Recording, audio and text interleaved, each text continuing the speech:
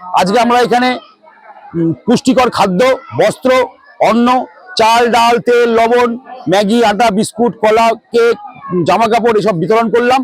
উৎসবের মরশুমে যাতে সকলের মুখে হাসি সমানভাবে ফুটে থাকে সে বিষয়ে সদা সজাগ সৃষ্টি ফাউন্ডেশন। এদিন উৎসবের দিনগুলিতে সাধারণ মানুষের বিপদের সাহায্যার্থে আমবাড়ি বিন্নাগড়ি অঞ্চলের অফিসের সামনে দিয়ে প্রায় 4 কিলোমিটার ভেতরে আদিবাসীদের একটি প্রত্যন্ত গ্রাম গধুয়াগঞ্জ পাকড়িটলি ভুঞ্জা বস্তিতে পৌঁছালো সৃষ্টি ফাউন্ডেশন এবং শিলিগুড়ি গার্লস হাই স্কুলের কিছু প্রাক্তনীরা। মূলত 70টি পরিবার নিয়ে এই ক্ষুদ্র গ্রাম অভাব অনটনে দিন কাটে তাদের। আশ্চর্যের বিষয়, এই গ্রামে ইলেকট্রিক লাইন কদিন আগে ঢুকলেও অর্থের অভাবে লাইন নিতে পারেনি প্রায় 45টি পরিবার। নেই কোনো স্কুলও, রয়েছে শিক্ষার অভাব, খাদ্যও হয়তো ঠিকমতো জোটে না।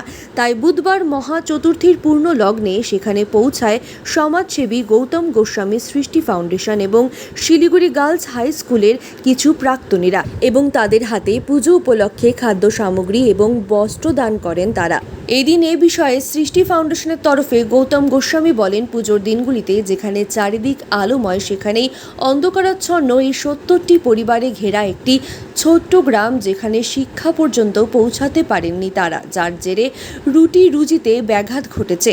একদিকে অর্থাভাব, অন্যদিকে খাদ্যাভাব এবং শিক্ষার প্রতিকূলতায় ভুগছে এই গ্রামটি। তাদের পাশে দাঁড়াতেই পুজোর কটা দিন তাদের মুখে হাসি ফোটাতেই এই উদ্যোগ বলে জানান তিনি। এর পাশাপাশি যে সমস্ত পরিবার এখনও পর্যন্ত বাড়িতে বৈদ্যুতিক সংযোগ নিতে পারেনি, পুজোর পরে মমতা ব্যানার্জির প্রকল্পের মাধ্যমে তাদের সাহায্যেরও আশ্বাস দেন সমাজসেবী গৌতম গোস্বামী।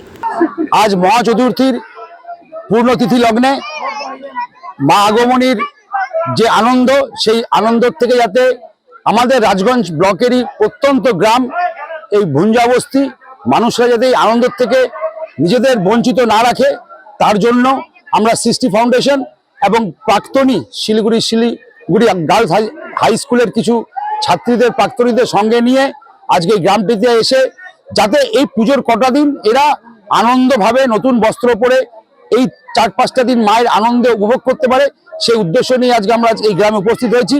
আজকে আমরা এখানে পুষ্টিকর খাদ্য, বস্ত্র, অন্ন, চাল, ডাল, তেল, লবণ, ম্যাগি, আটা, বিস্কুট, কলা, কেক, জামা কাপড় এসব বিতরণ করলাম। এবং সবচেয়ে আশ্চর্যের বিষয় যেটা হচ্ছে, আজকের দিনেও এই 70টা পরিবার নিয়ে এই গ্রামটা, এখানে লাইটের খুঁটি পড়েছে, কিন্তু 70টা বাড়ির মধ্যে হয়তো 10টা বাড়ি অন্তত মনে হয় লাইট নিতে পেরেছে অর্থের অভাব অনটনের মধ্যে এদের জীবনযাপন করে, হয়তো ঠিক মতো খাবার এদের জোটে না।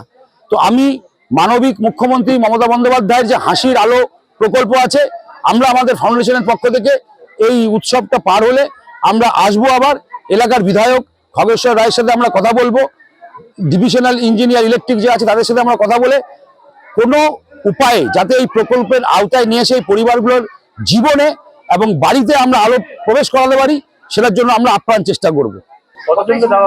আজকে 70টা পরিবার এখানে আছে, প্রায় 150 বাচ্চা আর 300 মানুষকে জামা কাপড়, খাওয়া দাওয়া সব প্রদান করা হলো।